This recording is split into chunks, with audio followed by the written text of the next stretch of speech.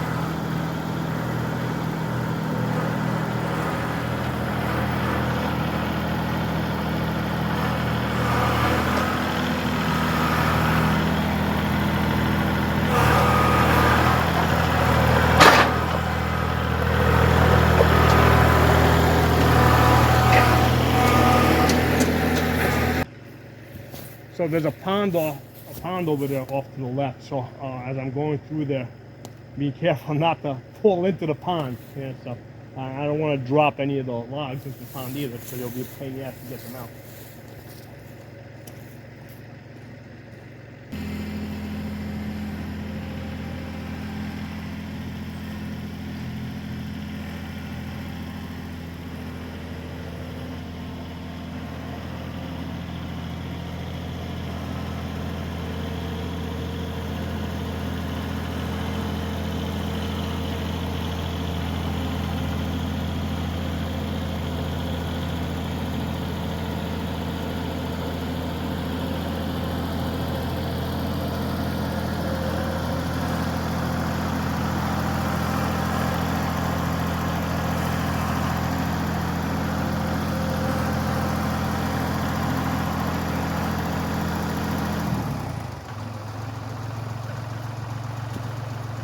So there's a situation now where this log is wider than the two trees I'm trying to go through.